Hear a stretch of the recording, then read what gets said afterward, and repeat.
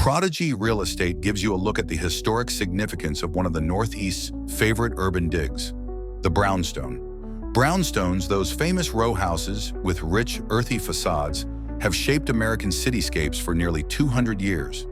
But have you ever considered how these exquisite constructions became the crown jewels of cities such as Hoboken, Jersey City downtown, and Park Slope, Brooklyn? Buckle up, because we are going to take a deep dive into the rise, fall, and glorious rebirth of brownstones. Imagine the mid-19th century. The Industrial Revolution is in full swing, and cities are expanding at breakneck pace. People require a lot of homes. Enter brownstone, a rock formed by sediments that was far less expensive than marble, granite, or limestone. It had a warm, natural beauty that blended well in with the Romantic Classicism movement's emphasis on embracing nature. And, let's be honest, it didn't hurt that it looked absolutely gorgeous. Brownstone was simple to carve and inexpensive to transport, allowing the middle class to buy mansions of some grandeur. By 1880, 78.6% of New York City's stone buildings were wholly or partially brownstone. Talk about a trend. Let's discuss the design. If you've ever walked down a brownstone-lined neighborhood, you've definitely noticed some common features. Steep stoops, ornately carved wooden doors, and arched windows that make these homes look like they came straight out of a storybook. However, we shouldn't forget about the interior of the homes. Step inside a classic brownstone, and you're immediately transported to another era. The interiors of these homes are known for their high ceilings, intricate moldings, and grand staircases. Many feature marble fireplaces, original hardwood floors, and detailed wainscoting that showcase the craftsmanship of the 19th century. These elements create an air of elegance and charm, making brownstones a coveted choice for city dwellers seeking a mix of history and luxury.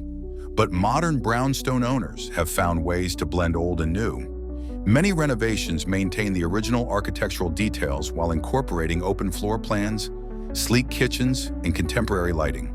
The result? A stunning fusion of past and present, where history meets modern comfort. These stunning homes were inspired by architectural styles such as Italianate, Neo-Gothic, Gothic Revival, and Queen Anne, giving each one the feel of a one-of-a-kind work of art. And while early brownstones were constructed wholly of the material, subsequent builders got wise and utilized brownstone solely for the exterior, leaving the rest of the home solid brick. Isn't that a smart move?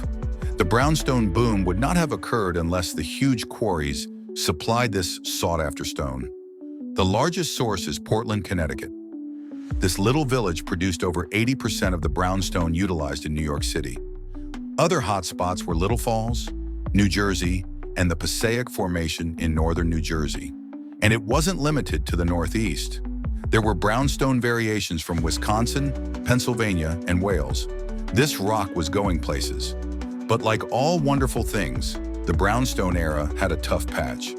It turns out that brownstone was not the most durable building material. By the 1850s, people were reporting that it chipped, flaked, and weathered badly.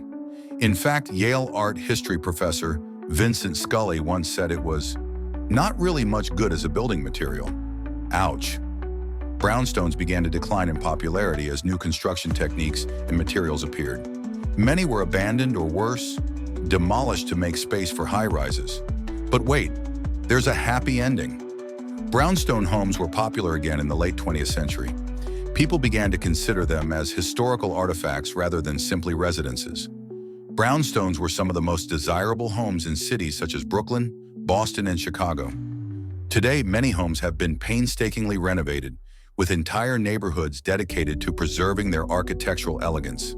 And, with the last major brownstone quarry in Portland, Connecticut, closing in 2012, these properties are now more scarce and valuable than ever.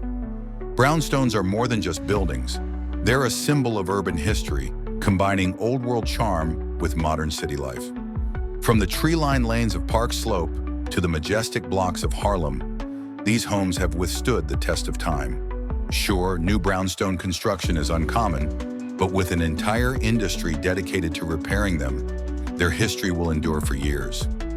So the next time you pass by a brownstone, take a moment to admire its transformation from a modest quarry to a treasured piece of urban history.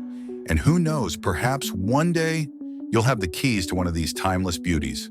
Prodigy Real Estate. Thanks you for watching. Don't forget to like, subscribe, and share for more in-depth looks at architectural wonders.